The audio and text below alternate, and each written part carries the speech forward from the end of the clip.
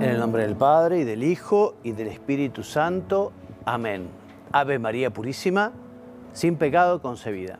Queridos amigos de la tele, nuevamente juntos con nuestros temas de fe católica, exponiendo la segunda parte del Catecismo de la Iglesia, que es la celebración del misterio cristiano. Y ya estamos tratando sobre los sacramentos de curación, y la semana pasada comenzamos con el sacramento de la penitencia, el sacramento de la reconciliación, un regalo maravilloso que nos ha dejado el Señor, por el que tenemos esa seguridad que cuando nos confesamos bien y el sacerdote dice las palabras de la absolución, et ego te absolvo, y yo te absuelvo, dice el sacerdote en el nombre de Cristo, en el nombre del Padre, yo te absuelvo. Qué alegría, Señor. Gracias por este bendito sacramento de la penitencia, de la reconciliación, el sacramento de la alegría, ¿no? Y la semana pasada estábamos hablando de la relación que existe entre el sacramento de la penitencia y la virtud de la penitencia, o sea, la virtud del arrepentimiento. Algo totalmente necesario, porque si no hay arrepentimiento, si no existe la virtud de la penitencia, y no va a haber sacramento de la reconciliación, porque hace falta estar arrepentido para recibir la absolución.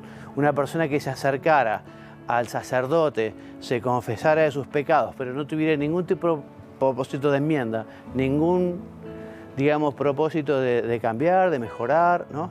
Evidentemente no hace falta tener la certeza absoluta de que uno nunca más va a pecar, porque eso es imposible, ¿no? Y de hecho hay gente que dice eso, no, yo no me acerco a confesarme porque voy a volver a tropezar, voy a volver a caer. Sí, sí, es algo muy factible y nos pasa muchas veces que tropezamos con la misma piedra, caemos en el mismo pecado, ¿no?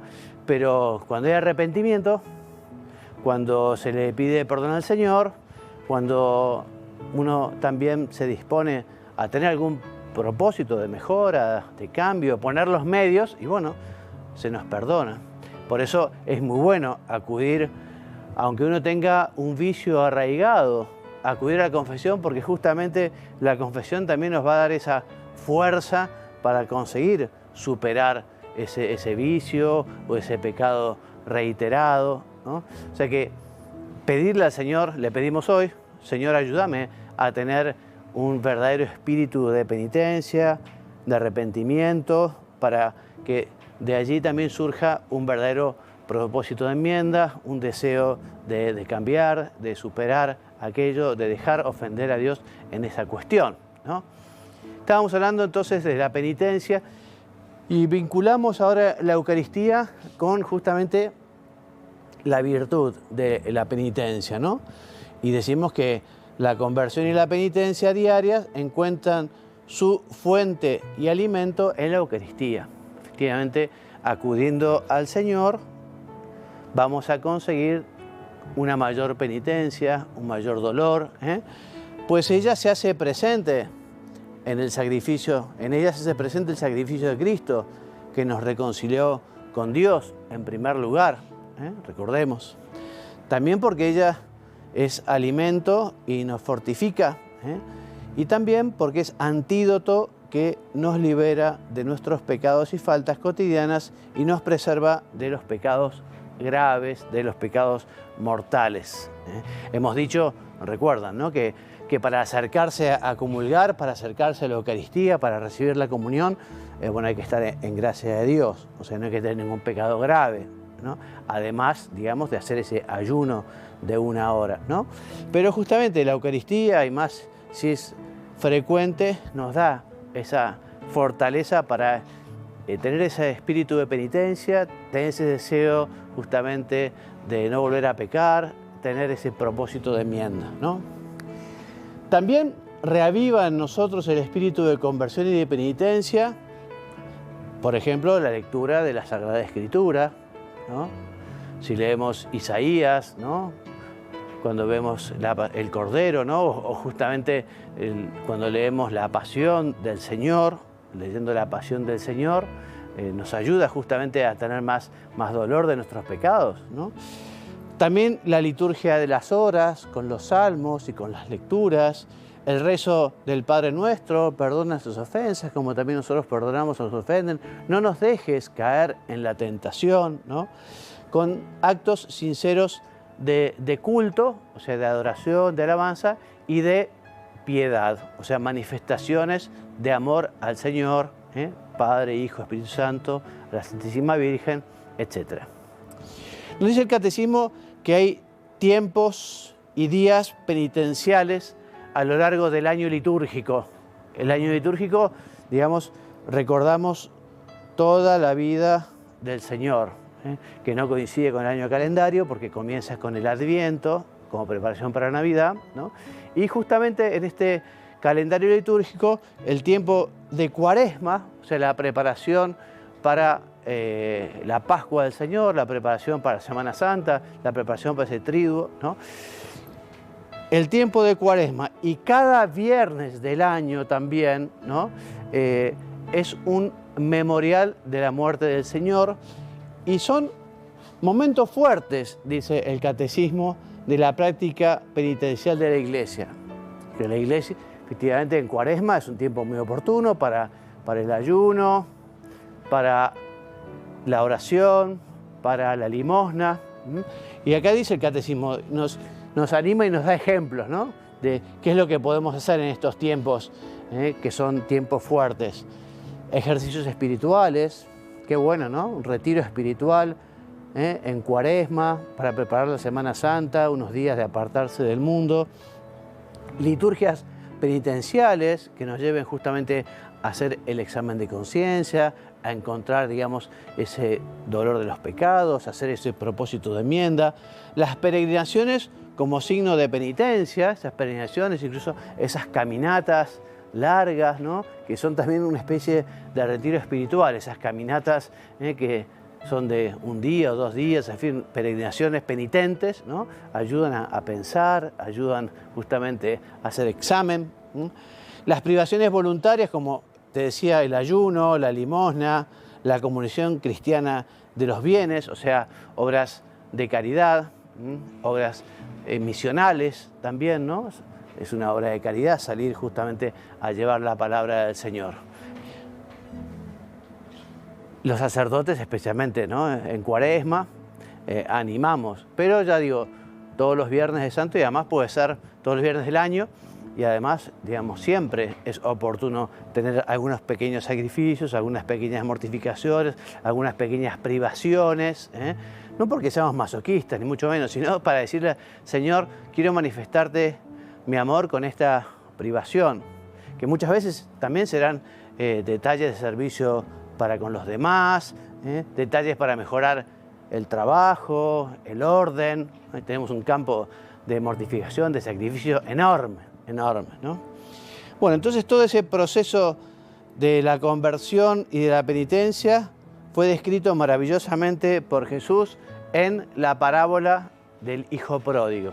La parábola del Hijo Pródigo, la verdad que son unas páginas de la literatura universal preciosas, bellísimas, que el Catecismo además nos hace como una breve narración o síntesis del contenido esencial de esta parábola que cuenta Jesús, porque el Catecismo dice que justamente lo que le sucedió a aquel hijo fue esa fascinación de una libertad ilusoria, una falsa libertad, ¿no?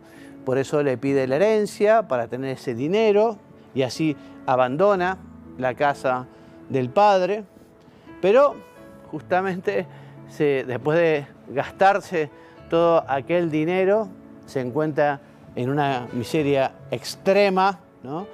Y allí comienza justamente su proceso de conversión, porque bueno, sufre la humillación profunda de verse obligado a apacentar cerdos, ¿no?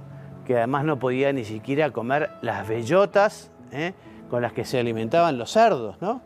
Entonces eso comienza a ser un motivo de reflexión, de oración, y lo va llevando justamente a ese arrepentimiento y a esa decisión de declararse culpable y así comenzar el camino de retorno, ¿no? El camino de retorno, que cuando el padre lo ve, se ve que lo esperaba, ¿no? Lo ve, sale al encuentro de su hijo, que lo abraza, lo besa, ¿no? Además también dispone que le pongan un mejor vestido, que le pongan un anillo, ¿no? Que se haga un banquete de fiesta. Bueno, todos estos, dice el catecismo, símbolos de esta vida nueva, de esta vida pura, de esta vida digna, de esta vida llena de alegría, porque el hijo estaba perdido, ¿no? Y vuelve a la casa paterna y el padre lo perdona y le da un lugar impresionante en el seno de su familia, que es la iglesia. Solo el corazón de Cristo, que conoce las profundidades del amor de su Padre, pudo revelarnos el abismo de su misericordia de una manera tan llena de simplicidad y de belleza, ¿no? Si no lo leíste hace mucho, aprovecha, puede ser un objetivo de la clase de hoy, de la charla de hoy, del encuentro de hoy, ¿no? Voy a meditar la parábola del hijo pródigo, o voy a leer algunos clásicos, porque hay varios libros, ¿no? De Chevrot, de Neumann, ¿no? Hay varios libros así que, digamos, también el autor espiritual cuenta un poco más, ¿no? Usando la imaginación de cómo pudo haber sido aquella parábola, ¿no? Que es preciosa. Bueno, vamos a hablar ahora del sacramento de la penitencia y de la reconciliación. Hablamos antes de la virtud de la penitencia, ¿no? Tan necesaria. Ahora vamos a hablar del sacramento, pues uno de los 7 sacramentos que nos dejó Jesucristo, uno de los 7 sacramentos de la Iglesia, que fundamentalmente, como hemos dicho, nos ayuda a recuperar la amistad con Dios si se ha perdido, o aumentar la gracia, porque efectivamente el pecado es ante todo ofensa a Dios y una ruptura de la unión, de la comunión con Él, ¿no? También es una cierta ruptura contra la unión o la comunión con la Iglesia a la que pertenecemos, por ese misterio de la comunión de los santos, ¿no? Entonces, por eso la conversión implica a la vez el perdón de Dios y la reconciliación con la Iglesia, que es lo que expresa y realiza litúrgicamente ese sacramento, este sacramento de la penitencia, de la reconciliación, ¿no? Solo Dios perdona los pecados, ¿no? Y de hecho sale en la Sagrada Escritura, ¿no? Por ejemplo, aquel que bajaron en una camilla, lo bajaron del techo, ¿no? Primero le dijo, tus pecados son perdonados. Y la gente decía, pero ¿cómo puede perdonar los pecados, ¿no? Y Jesús dice, bueno, ¿y qué es más fácil decir? ¿Tus pecados te son perdonados? O levántate, toma tu camilla y vete, ¿no? Y para mostrar justamente que era Dios y que Él puede perdonar los pecados, le dijo al paralítico, ¿no? Levántate, agarrá la camilla y volvé a tu casa, ¿no? El Hijo del Hombre, entonces, tiene ese poder de perdonar los pecados, y le ejerció ese poder divino, perdonando. Y en virtud de su autoridad divina, Jesús también confirió ese poder a los hombres para que lo ejercieran en su nombre, ¿no? Y Cristo se lo quiso dar a su iglesia, tanto en su oración como en su vida y su obra, fuera el signo y el instrumento de perdón y de la reconciliación que nos adquirió el precio de su sangre. Él que nos recuperó la gracia muriendo en la cruz, Él que nos reconcilia con el Padre dando hasta su última gota de sangre. Bueno, Él quiere dar a su iglesia esa capacidad, digamos, de ser instrumento de perdón. Antes de continuar, ¿no? Vamos a hacer el corte y vamos a escuchar a Monseñor Munilla que nos cuente, explicando un punto del compendio, cómo se puede manifestar la penitencia. Número 301 del compendio del Catecismo. ¿De qué modos se expresa la penitencia en la vida cristiana? Y responde, la penitencia puede tener expresiones muy variadas, especialmente el ayuno, la oración y la limosna. Estas y otras muchas formas de penitencia pueden ser practicadas en la vida cotidiana del cristiano, en particular en tiempo de Cuaresma y el viernes día penitencial. Habla de formas de expresar la vida, la penitencia en la vida cristiana. Hay formas más exteriores, formas más interiores. Bien sabemos que Jesús remarca mucho la importancia de que la penitencia se exprese en obras interiores. Las obras, los signos exteriores que también vemos en la Sagrada Escritura se vistieron de saco y de ceniza, y exteriormente estaban en una actitud de penitencia que todo el mundo veía. Están vestidos de saco y de ceniza, están haciendo penitencia. Y Jesús dice, cuidado, debe de ser especialmente, ¿no?, la penitencia interior la que autentifique los signos exteriores. En la tradición de la Iglesia se ha hablado de 3 modos principales de penitencia, que son los que predica la Iglesia al inicio de la Cuaresma. Una tríada. La tríada es oración, ayuno y limosna. ¿Eso de dónde lo ha sacado la Iglesia? ¿Se lo ha inventado? No, eso está perfectamente recogido después del discurso de las bienaventuranzas del Evangelio de San Mateo, que está en el capítulo 5, en el capítulo 6 comienza hablando de, cómo vivir la limosna, la oración y el ayuno. Dice, cuidad de no practicar vuestra limosna delante de los demás, cuidad de no practicar vuestra oración delante de los demás, cuidad de no practicar vuestro ayuno delante de los demás.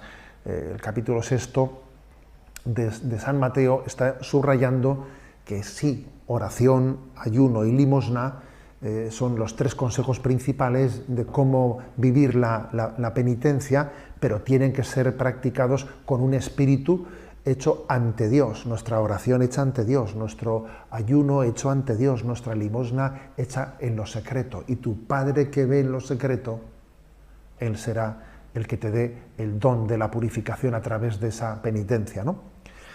Por lo tanto, un elemento clave para que la penitencia tenga valor es que sea hecha ante Dios, no ante los ojos de los hombres. Que sea hecha con un espíritu de autenticidad.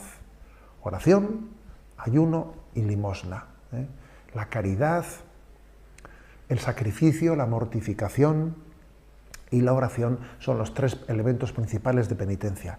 Luego, digamos que la tradición de la Iglesia y también la propia Escritura nos enseñan otros muchos medios también de penitencia. Hay muchos, ¿no?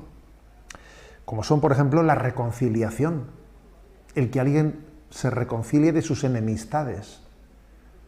Que alguien diga, no voy a permitirme más en mi vida tener enemigos, negarle la palabra a nadie, yo voy a ofrecer mi mano de reconciliación. Obviamente esa es una penitencia agradabilísima a los ojos de Dios. Cuando alguien da ese paso, ha dado un salto de gigante, en su vida espiritual. La defensa de la justicia. Cuando alguien defiende la justicia y defiende a los pobres, obviamente es una obra de penitencia que purifica nuestra vida.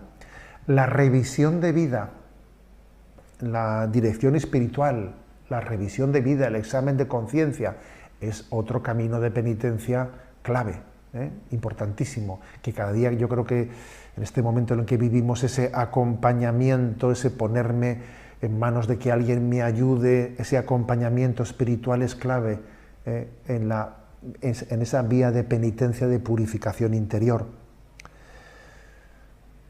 Y ahora voy a decir algo muy importante. Abrazar la cruz de nuestra vida, esa es una obra de penitencia fundamental. Abrazar la cruz de nuestra vida, cada uno sabe cuál es.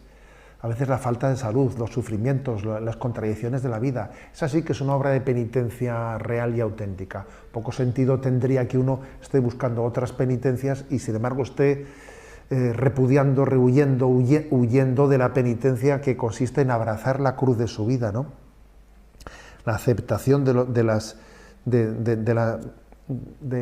las persecuciones también, de las incomprensiones, ¿no?, que a veces acontecen en nuestra vida, abrazando la cruz de nuestra existencia. Quizás os va a sorprender esta que voy a decir ahora, pero otro elemento de penitencia muy hermoso en la tradición de la Iglesia es la lectura de la Sagrada Escritura. La palabra de Dios purifica nuestra vida. No sé si conocéis un detalle, y es que cuando los sacerdotes leemos, proclamamos el Evangelio en las celebraciones litúrgicas, como bien sabéis, después de proclamarlo, besamos el libro sagrado. Y entonces el sacerdote hace una oración secreta. Hay algunas oraciones secretas que hace el sacerdote que no son dichas en voz alta, no son escuchadas, y una de ellas es la que hace el sacerdote cuando ha leído el Evangelio, ¿no? Per evangelica dicta deleantur nostra delicta, que quiere decir, por estas palabras que he leído, sea yo purificado de mis pecados. Curiosa esa oración de la liturgia. Si la puede decir el sacerdote cuando lee y proclama el Evangelio ante la asamblea, también la puedes decir tú cuando lees la Sagrada Escritura y dices, Señor, que por esta palabra que he leído yo sea purificado en mi vida, ¿no? Por lo tanto, son muchas las formas, ¿no?, de poder llevar adelante la vida de penitencia para ir preparando, ir caminando nuestra vida hacia la salvación, hacia la plenitud de la santidad, recordando siempre que en la tradición de la Iglesia la tríada del que se proclama al inicio de la Cuaresma es lo fundamental: oración, penitencia y ayuno. Muy bien, volvemos. Y les decía que Cristo quiso dar a su Iglesia esta potestad, esta capacidad de perdonar los pecados, ¿no? Este poder de dar la absolución se lo dio al ministerio apostólico, o sea, a los sacerdotes, a los que han recibido el sacramento del orden. Recordemos, el apóstol es enviado en nombre de Cristo, es Dios mismo quien a través de él exhorta y suplica: dejaos reconciliar con Dios. Esa reconciliación con Dios también nos lleva, como les decía, a reconciliarlos con la Iglesia, porque el pecado nos aleja de Dios y nos aleja de su cuerpo místico, que es la Iglesia. Durante su vida pública, Jesús, no solo perdonó los pecados, sino también manifestó su afecto, su cariño hacia el pecador, hacia los pecadores, ¿no?, que son perdonados y vuelven también a la comunidad del pueblo de Dios, de donde el pecado los había alejado, incluso los había excluido. Bueno, Jesús admite a los pecadores a su iglesia, él mismo se sienta a su mesa, ¿te acordás, no? El Señor se sienta a la mesa y también dice, bueno, ¿quién necesita del médico sino los enfermos? Entonces Jesús vino a curar a los enfermos, a perdonar a los pecadores. Obviamente a los pecadores que están arrepentidos, ¿no? Obviamente aquellos que ya no quieren volver a caer en ese pecado. Y así el Señor les da también la autoridad de reconciliar a los pecadores con la iglesia.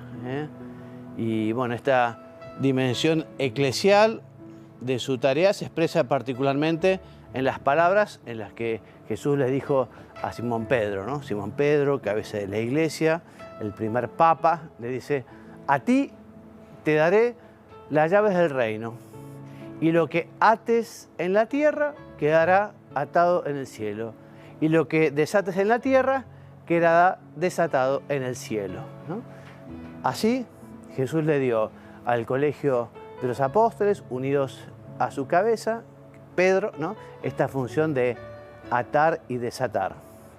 Atar y desatar significa aquello, ¿no? A quien excluyáis de vuestra comunión será excluido de la comunión con Dios.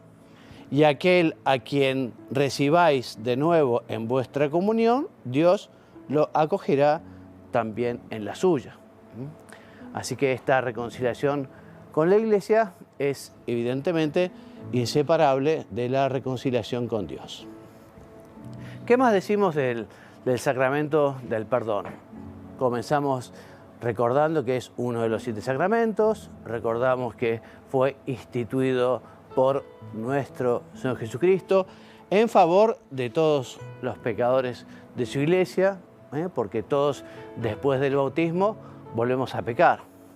El bautismo no perdona el pecado original, pero no nos quita esa tendencia, esa inclinación, esa concupiscencia, ¿no?, que justamente nos lleva a pecar. Entonces, justamente después del bautismo, que es el primero de los sacramentos, el que nos abre la puerta a los demás sacramentos, por el que recibimos al Espíritu Santo, por el que comenzamos a pertenecer a la Iglesia, bueno, después del bautismo existe este sacramento del perdón que también nos quita los pecados cuando acudimos a él arrepentidos, ¿no? Este sacramento de la penitencia, te decía, ofrece una nueva posibilidad de convertirse y de recuperar la gracia de la justificación, o sea, la gracia de la salvación, o sea, la gracia de ir al cielo. Los padres de la Iglesia, que son los primeros sucesores de los apóstoles en su predicación y en sus escritos, bueno, presentan al sacramento como la segunda tabla de salvación después del naufragio, de la pérdida de la gracia. Bueno, y a lo largo de los siglos, la forma de ejercer este poder ha ido variando, ha ido cambiando. O sea, en los primeros siglos la penitencia era pública, ¿no? Era pública, era una disciplina muy rigurosa, según la cual los penitentes debían hacer penitencia pública de sus pecados, a menudo durante largos años, antes de recibir la reconciliación, ¿no?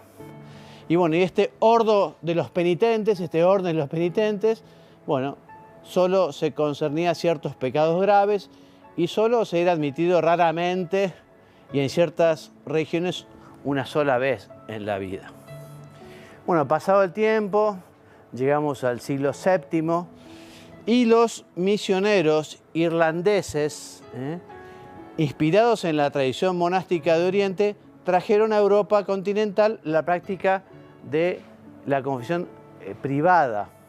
Antes era pública, ahora es privada, por lo tanto no se exige la realización pública y prolongada de obras de penitencia para recibir la reconciliación, ¿no? Entonces, a partir de entonces, ya la persona se puede confesar de un modo secreto y además lo puede hacer con mayor frecuencia. Se puede reiterar este sacramento y así se abre el camino a una recepción regular del sacramento. Aprovechamos para decir qué bueno que es tener la bendita costumbre de la confesión frecuente, ¿no? O sea, la Iglesia obliga, lo que es propiamente obligación, a confesar y comulgar al menos una vez al año. Pero qué oportuno que es confesarse con frecuencia, incluso aunque uno no tenga faltas graves, aunque uno tenga pecados mortales, ¿no? Acercarse para confesarse de los pecados más leves o pecados veniales, para recibir la gracia de Dios, ¿no? Qué bueno también poder convertir la confesión en un espacio para la dirección espiritual, para el acompañamiento espiritual. Pues cuando uno se confiesa siempre con el mismo sacerdote, el sacerdote a uno lo va conociendo, ¿no? Y uno va pudiendo charlar sobre temas que a uno le cuesta, entonces le van a dar un consejo, van a rezar por uno, quizá le aconsejen un libro, quizá algunos objetivos, algunas metas, ¿no? La confesión es un lugar muy interesante y muy importante y muy bueno y muy oportuno para la dirección espiritual, Aunque ustedes saben que también el penitente tiene ese derecho al secreto, no tiene por qué darse a conocer. Por eso es importante, y así lo prescribe el Código de Derecho Canónico, que en todas las iglesias haya un confesionario con rejilla, un lugar donde pueda acudir el penitente y sin darse a conocer, ¿no? Por ese derecho que tiene, confesarse de los pecados, ¿no? Bien, entonces repetimos, desde el siglo VII con los irlandeses, ¿no? Con esta nueva modalidad de confesión, ahora se permitirá integrar en una sola celebración sacramental el perdón de los pecados graves y también de los pecados veniales, ¿no? Esta es la forma de penitencia que se practica en nuestros días, en la actualidad, ¿no? Porque a través de de estos cambios que la disciplina y la celebración de este sacramento han experimentado a lo largo de los siglos, se descubre una misma estructura fundamental. ¿Y cuáles son los elementos esenciales que notamos en el sacramento de la penitencia, de la reconciliación desde el principio, desde siempre?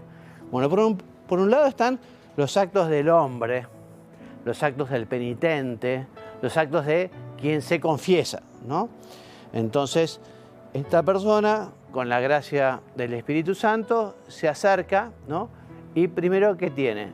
La contrición, el dolor, el arrepentimiento.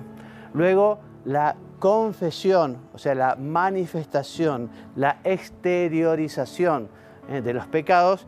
Y por último, la satisfacción, que es el cumplimiento de una penitencia que el sacerdote da al que se confesó. Estos son los actos del hombre. Pero por otro lado está la acción de Dios por medio del ministerio de la Iglesia, que es justamente el perdón. Lo hemos dicho, por medio del obispo y sus presbíteros, la Iglesia, en nombre de Jesucristo, concede el perdón de los pecados, determina la satisfacción, ora también por el pecador y hace penitencia con él. O sea, a los sacerdotes se nos recomienda que justamente recemos por aquellas personas que van pasando por el sacramento de la penitencia, por el sacramento de la reconciliación, rezar por ellos, ¿no? Y ofrecer también oraciones, mortificaciones, sacrificios.